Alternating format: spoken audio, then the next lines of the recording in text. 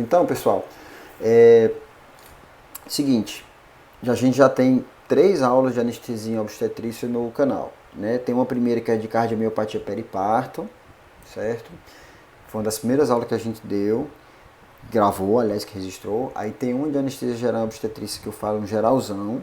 E tem uma que é uma aula menor que é só de complemento. Não sei se vocês viram.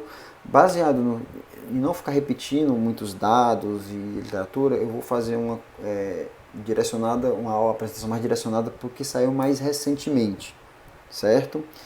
Então, bom, isso aqui é um editorial que ele vai falar de um trabalho que eu vou citar mais na frente, que aí ele fala as considerações que todo mundo já conhece, né, da anestesia geral e obstetrícia, que são os riscos, são a questão da consciência intraoperatória, e aí vai pelo uso de uma dose menor, pela consideração, pela condição fisiológica do paciente ter maior débito, isso gera menor, assim, um equilíbrio das concentrações mais retardado, certo? E tudo isso pode gerar consciência intraoperatória. Risco de aspiração, risco de VR difícil, a gente sabe que o risco de VR difícil é aumentado na cesariana, e as repercussões neonatais. A mortalidade na anestesia geral para cesariana, ela diminuiu com o tempo. Hoje é semelhante à raquianestesia. Isso, inclusive, gera uma dúvida, então, se realmente a anestesia de neuroeixo, ela é a de escolha na maioria das vezes. O que é que acontece, então? Bom, as vantagens, então, da anestesia regional, né? Redução da dor, né? Diminuição, mobilização mais precoce, segundo esse autor, sucesso na amamentação, né? Na cesariana você consegue ir tudo bem, às vezes até deixar a criança já amamentar imediatamente após o nascimento, alguns obstetras fazem isso.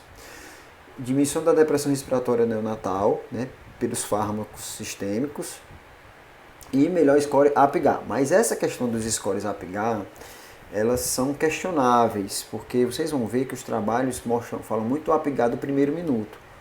E o APGAR do primeiro minuto não é um índice muito interessante, já que é um APGAR muito inicial que muitas vezes se recupera, né? Além disso, esse trabalho que é o que eu vou citar e eu vou explicar direitinho ele, fala também que há uma diminuição da infecção do sítio cirúrgico, por diminuição da resposta inflamatória, vasodilatação e diminuição da resposta autonômica associada à dor, além de que um aumento do fluxo sanguíneo nos membros inferiores levaria a uma redução do risco de eventos tromboembólicos. Bom, ainda esse autor fala então que, como eu falei anteriormente, que a anestesia de escolha por todos os guidelines obstétricos é a anestesia de neuroeixo, certo? Porém, as evidências ainda são complicadas de serem tão arrebatadoras, digamos assim.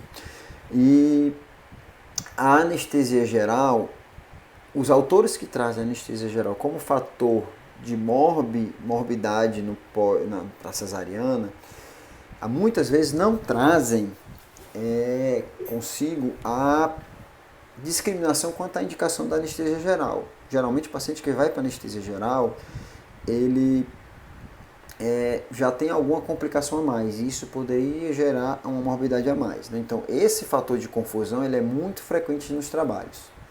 Bom, indicações de anestesia geral então são várias, vão as doenças presentes da gestante, as condições associadas à própria gestação, né? Problemas obstétricos de alto risco e contraindicação à anestesia regional, que aí não tem para onde correr, tem que fazer anestesia geral. Bom, e aí eu vou trazer aqui a revisão da Cochrane, compara a anestesia regional com geral e fala que, exceto por uma vantagem na redução de perda sanguínea, as vantagens são questionáveis, a superioridade é questionável, certo? E mais estudos são necessários. Essa outra revisão mostra que para a anestesia raquianestesia, o que não aconteceu com a peridural e combinada, a raquianestesia mostrou um benefício, uma redução, um melhor resultado de APGAR no primeiro minuto. É o que eu falei para vocês, no primeiro minuto. No quinto minuto, esse benefício já não foi comprovado. Então, se mostra que realmente existe uma semelhança de resultados, né? Porém, esse autor que ele fez um trabalho bem interessante, que é o que eu citei para vocês na hora da discussão, que ele avaliou os eventos adversos associados, preste atenção para vocês entenderem, eventos adversos associados ao uso da anestesia geral potencialmente evitável. Então, ele avaliou aquelas anestesias gerais que poderiam ter sido evitadas. Pegaram a amostragem dele, foi todas as cesáreas do estado de Nova York, e aí, pela codificação do prontuário, eles avaliaram as pacientes que não teriam indicação precisa de anestesia geral, certo? Eles pegaram um rol, tipo a gente tem aqui, né, o CID, né, de doenças que poderiam indicar anestesia geral. Se aquele paciente não apresentou em nenhum momento da internação nenhum CID daqueles, ele era considerado que não tinha indicação de anestesia geral e entraria no pacote das cesarianas com anestesia geral potencialmente evitáveis, num período de 12 anos.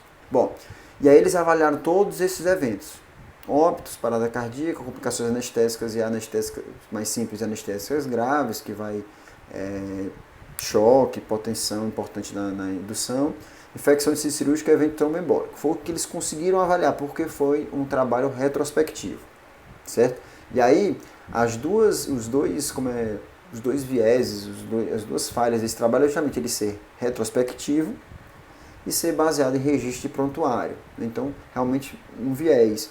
E vocês vão ver que eu estou trazendo sem indicação algumas vezes aqui com entre aspas, que é por que é entre aspas? Porque sem indicação quer dizer que aquele paciente não apresentou em nenhum momento no prontuário nenhuma patologia que considerasse que tivesse uma indicação para anestesia geral em cesariana.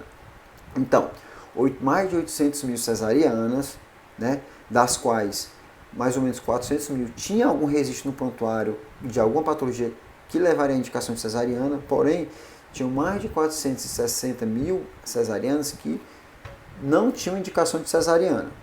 Eu não estou falando aqui do tipo de anestesia que elas receberam ainda não, certo? Então, pacientes aqui nesse grupo que teriam uma possível indicação de geral e aqui sem nenhuma indicação de geral, segundo o registro prontuário.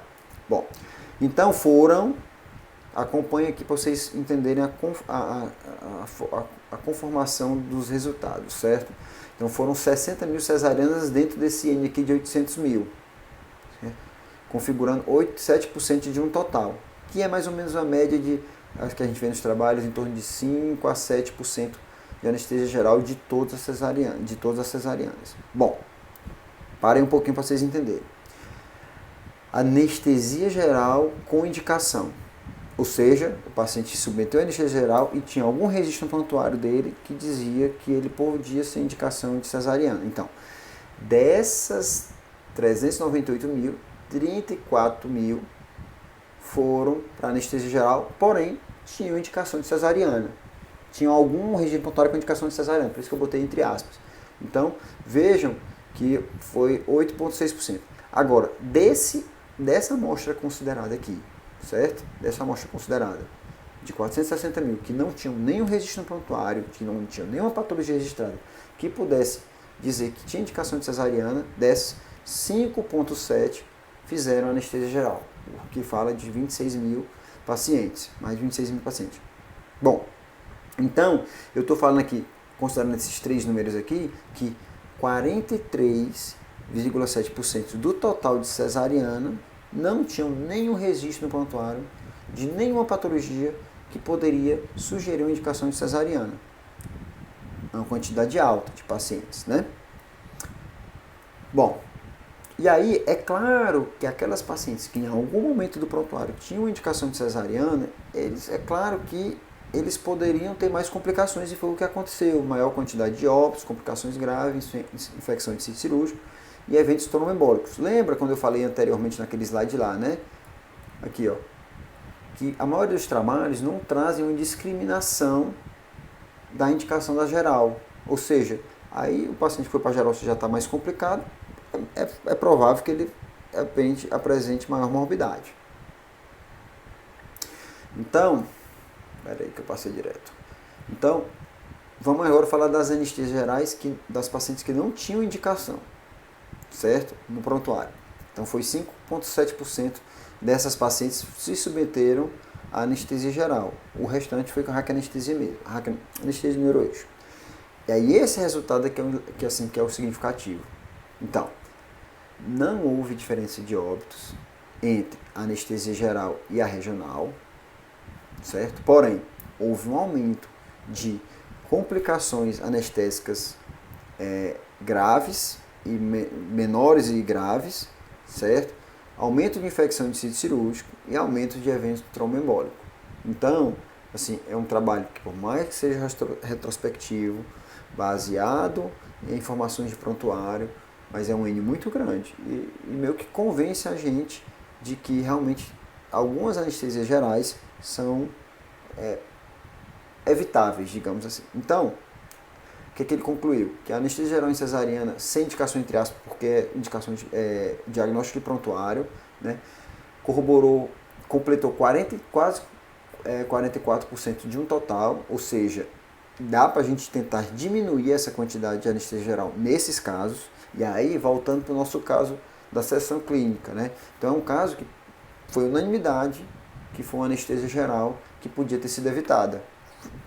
A princípio foi tudo bem, mas é uma anestesia geral que poderia ter sido evitada. A mortalidade entre anestesia geral e raquianestesia sem indicação de geral foi semelhante, porém aumentou o risco de complicações anestésicas, infecção de sítio cirúrgico e eventos tromboembólicos. Bom, isso é um dos trabalhos. Esse outro trabalho também é interessante, e aí assim, estamos conversando aqui, todos nós nos incluímos em anestesistas não obstétricos do ponto de vista de formação. Ninguém aqui fez fellow em anestesia obstétrica. E aí esse trabalho ele comparou em um serviço lá do Hospital da Universidade de Pensilvânia, a anestesia feita por anestesista obstétrico, o fellow em anestesia obstétrica, e o anestesista generalista, que geralmente o generalista dava plantão mais à noite e nos finais de semana. O que eles viram? Que a quantidade de anestesia geral, ora, se eles fizeram 65% das anestesias, mas em relação à geral, a anestesia geral, eles só fizeram 53% das gerais, então eles fizeram, os anestesistas obstétricos foram mais seletivos ao indicar uma anestesia geral, certo? Detalhe desse trabalho é que houve 100% de sucesso na intubação, né, dos 4.000 pacientes, né, sem nenhuma complicação de VR e apenas uma regurgitação, e nem se confirmou com complicação pulmonar. Então aqui eu estou mostrando para vocês que das anestesias feitas por anestesista obstétrico, apenas 7% foram gerais, foram para anestesia geral, enquanto que os anestesistas generalistas, que não conhecem às vezes bem a patologia obstétrica, que às vezes não têm uma comunicação adequada com a equipe, indicaram mais vezes a anestesia geral. Certo? Vou comentar esses dados aqui não para a gente passar para frente. Então a hipótese desse autor sobre a diferença de conduta entre os anestesistas obstétricos e os generalistas foi esse: conhecimento da questão obstétrica, prática, né? Às vezes o anestesista obstétrico tem até mais prática em fazer geral e acaba confiando mais na anestesia regional, mas eu acho que o mais importante, que foi o que eu conversei com vocês, que foi quando eu botei aí a questão de continuar ou não com a cirurgia, é uma comunicação e confiança adequada. Se você sabe para onde a equipe obstétrica está querendo chegar, você vai conseguir definir melhor.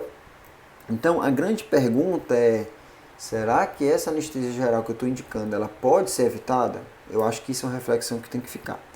E eu vou passar um slide de proximidade, é bem complexo, mas eu só queria mostrar uma informação, que mesmo, essa aqui é uma análise retrospectiva, é o maior trabalho sobre acretismo placentário, publicado em 2018, que avaliou 129 casos de acretismo placentário.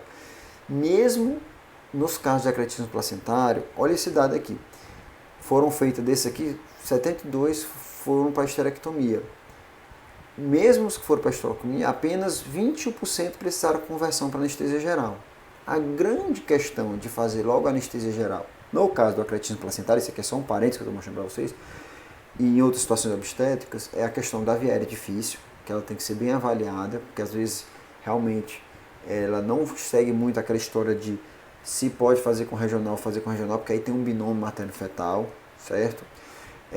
Mas vejam que foi uma porcentagem, sim, foi uma minoria que precisou ser convertida para anestesia geral. Então, mesmo em situações em que às vezes a gente tende a fazer direto a anestesia geral, cabe sim uma individualização. E nesse serviço aqui, que eles fizeram essa avaliação retrospectiva, com certeza eles fazem uma individualização. Por quê? Porque todas as anestesias gerais indicadas foram para esterectomia, ou seja, era aquele acretismo mais complicado, às vezes o paciente percreta e tudo mais. Então, cabe individualizar sempre, certo? Conhecer a patologia do paciente. E, além de tudo isso, a técnica anestésica que eu vou utilizar é apenas uma das considerações que a gente falou aqui. Tem a questão da monitorização, do local onde você vai fazer esse procedimento, né? Se você está num hospital secundário, que você não tem ajuda, que você não tem um equipamento de via aérea adequado, chegou um paciente com via aérea difícil, e que você pode ser que tenha que induzir uma anestesia geral, você vai ter que rever até a possibilidade de ter que encaminhar essa paciente, né? Falar um pouquinho de opioides e comprometimento neonatal, né? Que foi uma dúvida aí geral, né? Já que os livros textos ainda não trazem nem a controvérsia quase, né? Trazem mesmo a indicação de não fazer. Bom, isso aqui foi umas revisões narrativas, né, publicadas, em que foram publicadas um artigo pró e outro contra a utilização de opioides na anestesia geral para cesariana. Bom, os benefícios do opioide em relação à laringoscopia e os outros estímulos cirúrgicos, você já conhece.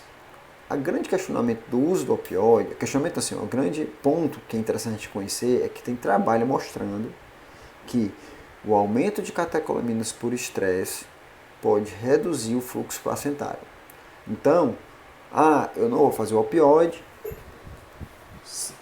faço uma dose boa de hipnótico, faço um relaxante muscular, a pressão é mantida normal, tudo normal, não vai ter repercussão. Aí a pergunta é, será que essa liberação de catecolamina não vai repercutir no feto? Né? Além disso, tem a resposta fisiológica a esses estímulos e a reserva fisiológica. Né? O mesmo autor que fala contra, ele fala das pacientes com pré-eclâmpsia, que você pode fazer ruptura de aneurisma e etc., se você não usar opioide. Então, assim, você tem que considerar a resposta fisiológica e a reserva fisiológica desse paciente.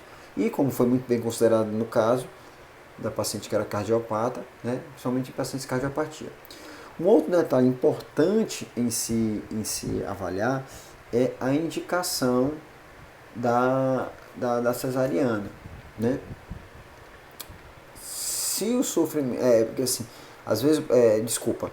Isso que eu queria falar é o seguinte, que o risco materno-fetal em pacientes que vão para uma cesariana, conforme eu falei anteriormente, já é maior normalmente. Então, os, entre aspas, piores resultados da anestesia geral com cesariana podem estar ligados à condição do risco materno-fetal. E a maioria dos ensaios não trazem tanta repercussão do uso do opioide. Mais detalhes aqui em relação à farmacologia. Temos os novos opioides, isso é a minha sugestão, né? Induzir com remifentanil e se quiser deixar uma infusão contínua, mas até momentos antes do clampeamento, após o clampeamento, você pode fazer um opioide de mais longa duração. Né? Esse autor também defende que o opioide na intubação melhora a visualização da laringoscopia e todo mundo sabe aqui que o opioide ele age como sinérgico junto aos hipnóticos e vai reduzir o risco de memória intraoperatória. Essa aqui é uma revisão sistemática, só mostrando para vocês rapidamente, 2013, com 186 pacientes, 5 artigos, que mostrou que o uso do opioide, do remifentanil no caso, ao invés de diminuir o pH e fazer um déficit de base, ele aumentou o pH e aumentou o excesso de base, ou seja, até contrário ao que a gente pensaria, já que o opioide poderia fazer uma depressão respiratória do neonato e da mãe, de maneira que isso possa piorar. Na realidade, por essa revisão sistemática, houve um aumento do pH, ou seja, alcalinizou o pH e aumentou o excesso de base, além de diminuir os níveis pressóricos, sem diferença no índice de Apgar, no score de Apgar, ou seja, talvez trazendo até um benefício. Lembrar que, vale ressaltar, que a maioria dos trabalhos trouxeram esses resultados aqui de alteração de gasometria e de score Apgar como objetivo secundário. Vocês que conhecem estatística sabem que às vezes o poder do trabalho, quando você não objetiva com o objetivo, assim, o cálculo da amostragem é feita para o objetivo primário, que nesses casos era a hemodinâmica, certo? Então podem ser que por serem objetivos secundários, não tenham esse poder desse diagnóstico. E aí esse autor aqui, ele que falou contra, ele falou alguns absurdos. E é engraçado que em tempos de fake news e fake news até em jornais de grande impacto, né? Ele começa falando que se não houver indicação materna, ou seja, uma pré-eclâmpsia, uma hipertensão grave, não é para fazer de jeito nenhum, corroborando com o que traz o livro-texto. Ele fala que as mães não necessitam de opioide na indução, porque picos de pressão de 160 não são prejudiciais, porém ele esquece da questão que a gente falou anteriormente do possibilidade de alterações no fluxo placentário. Aí ele também cita que os opioides, que são muito bem-vindos nas pacientes com pré-eclâmpsia pelo risco de aneurisma e tal, ele aumentaria o risco de complicações por hipotensão.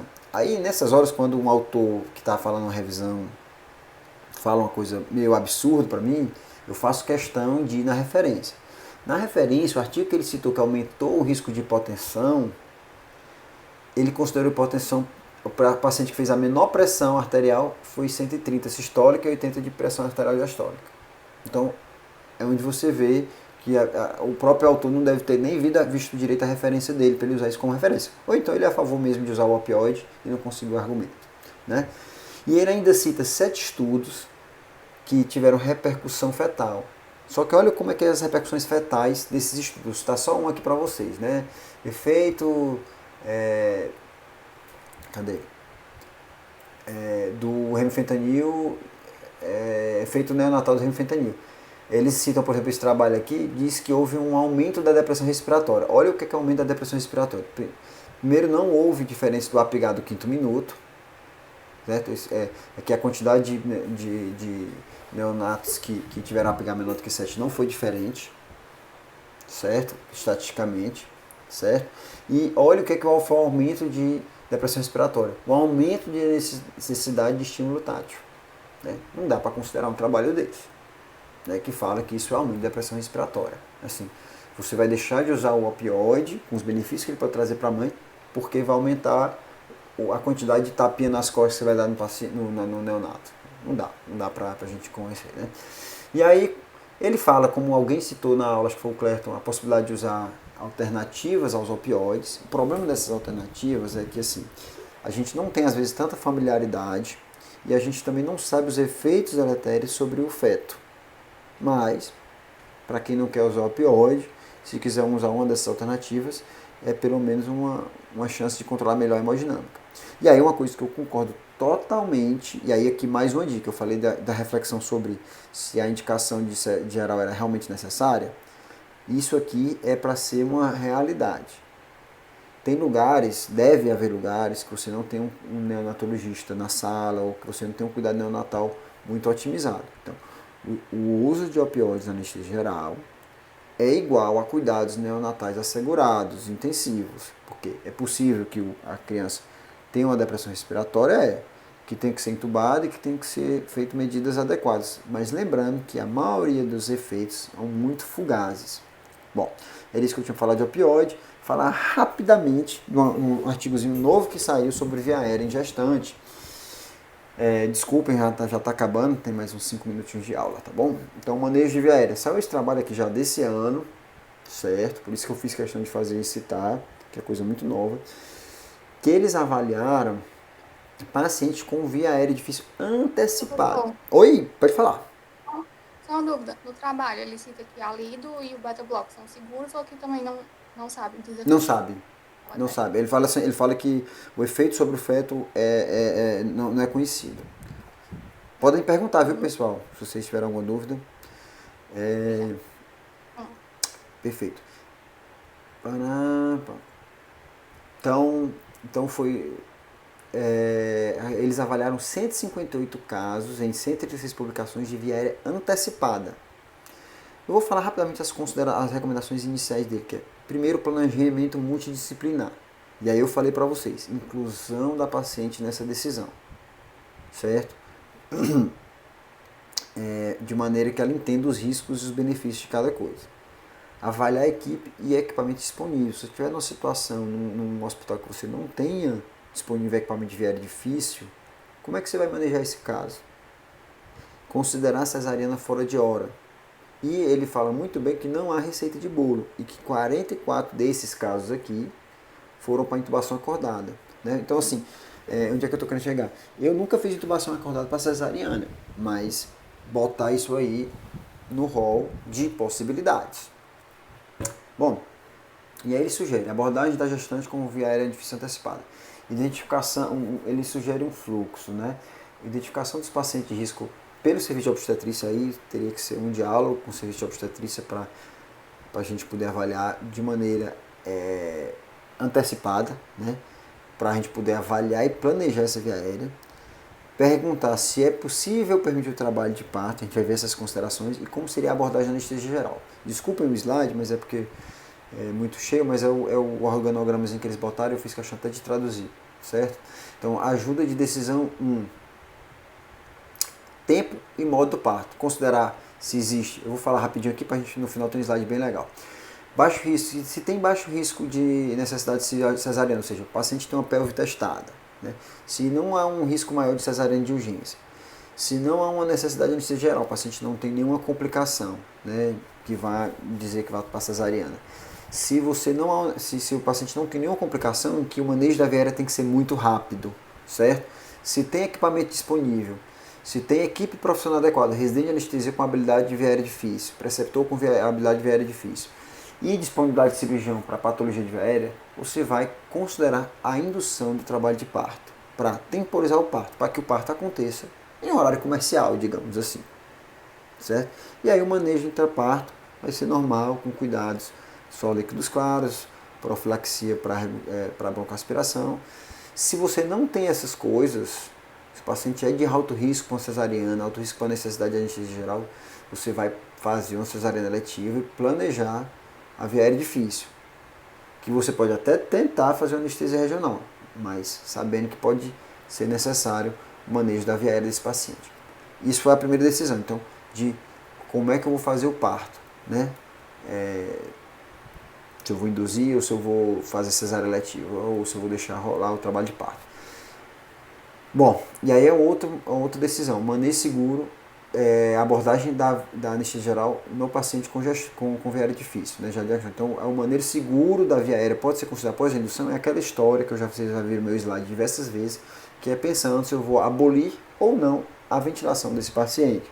Aí vem aqui, se o paciente tem um baixo risco aceitável de dificuldade de ventilação, ou seja, tem um baixo risco de ventilação difícil, de dificuldade na inserção de dispositivo extraglótico, tem uma tolerância à apneia, que eu acho que isso para cesárea nem se considera, né? Baixo risco de regurgitação e a paciente não é cooperativa, ou seja, não dá para induzir acordado, então você vai induzir e depois intubar o paciente. Se não, você vai planejar a intubação acordada. E a intubação acordada, vale ressaltar, que ela pode ser de várias maneiras e não obrigatoriamente é só com fibroscopia, né? É legal que esse autor ele fala uma coisa que, assim, que eu faço até na prática, eu já vi várias pessoas fazendo, que é você faz anestesia tópica, avalia a via aérea do paciente. Se for fácil, segue o jogo. Se não, você vai tentar fazer atornado, com guia, etc. Essa aqui é uma revisão disso que eu falei tudo, não vou parar para perder mais tempo, para a gente ganhar um tempinho mais na frente, tá bom? Que é a identificação do risco, ir para o serviço de anestesia, equipe multidisciplinar, permitir ou não o parto, cesárea eletiva, subanestesia geral ou regional, e aí você já vê as decisões. E aí, em 2015, no mesmo ano que saiu o algoritmo de via aérea para paciente geral, no obstétrico, saiu esse algoritmo, né?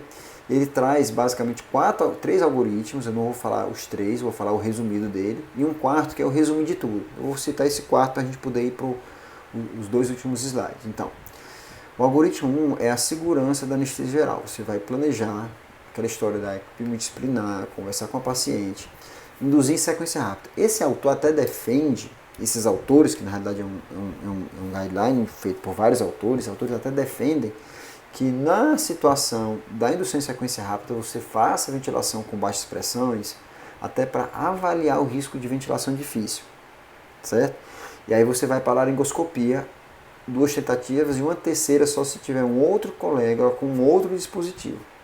Sucesso, segue o jogo. Planeja a intubação. Se houve falha, declarar falha na intubação, chamar ajuda sempre, na realidade, por se tratar de uma paciente obstétrica com anestesia geral, já era para ter uma ajuda aqui, certo? Tentar manter a oxigenação com ventilação facial e tentar até 2 vezes passar o dispositivo extraglótico.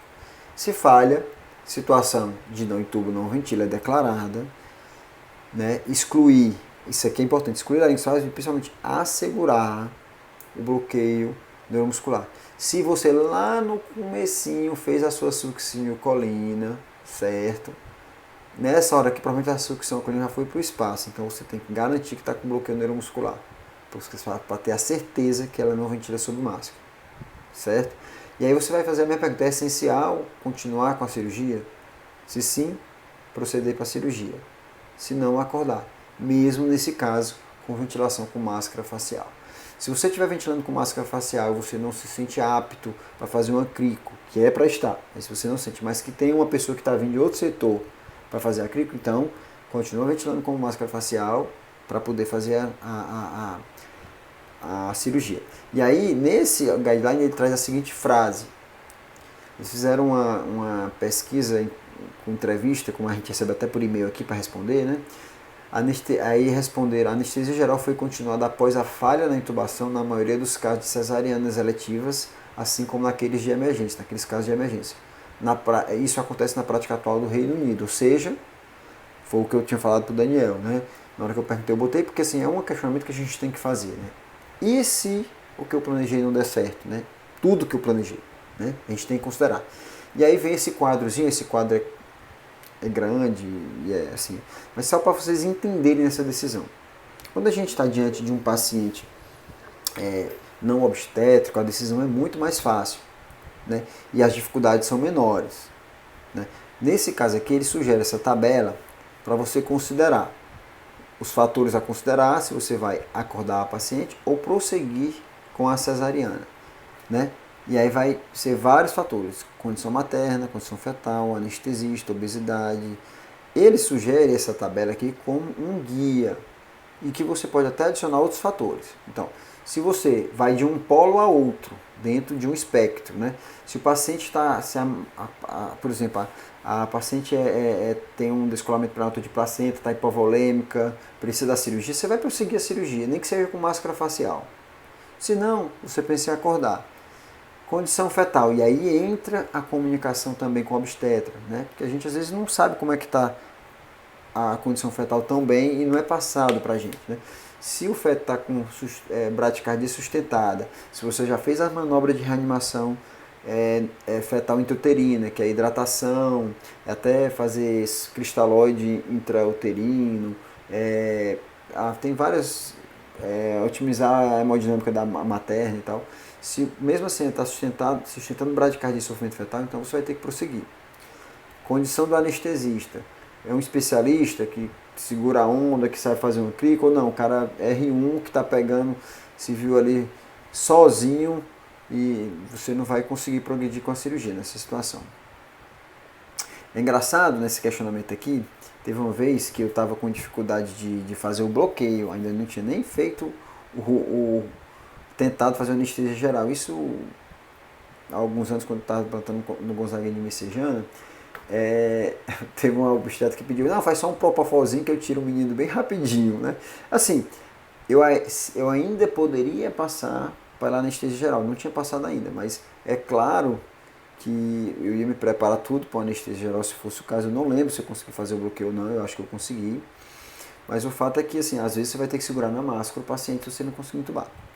Assim, é o que a gente está vendo, avaliar tudo isso que a gente está mostrando aqui, e é uma possibilidade.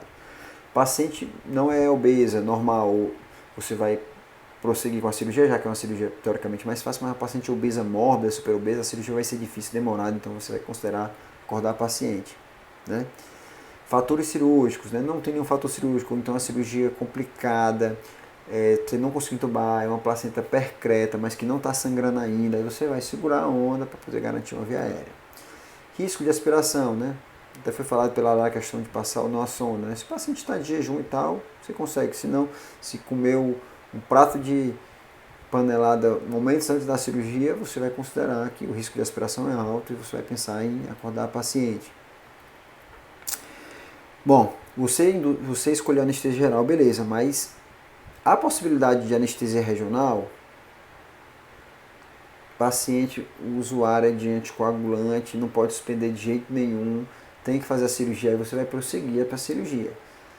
Se a paciente não tem nenhuma contraindicação anestesial regional, então acorda a paciente e sugere anestesia regional. Você induziu a paciente, e aí? Vai continuar ou vai parar? E aí entra no que eu tinha falado, né? Conseguiu passar um dispositivo extraglótico de segunda geração? Pô, beleza. Se ele tiver área alta, excelente. Não consegui, eu estou com dificuldade até de ventilar com máscara facial, o paciente é obeso, eu não consigo fazer direito, eu não consigo avaliar onde é que é a membrana que code. Aí você vai pensar em acordar o paciente. E por último, que ele cita aqui, mas pode incluir várias outras coisas, se a via aérea está tudo beleza, você progride, se não, se houve uma manipulação exagerada da via aérea, o paciente está com edema, está com estridor, aí você vai pensar em suspender suspender que eu digo acordar a paciente e adiar a cirurgia. Então, por último, a mensagem dessa aula é refletir. E quais são as reflexões principais? Essa anestesia geral realmente está indicada? Opioides, usar com cautela, mas a minha opinião, dentro do que a gente viu das revisões esquemáticas, não traz grande repercussão fetal.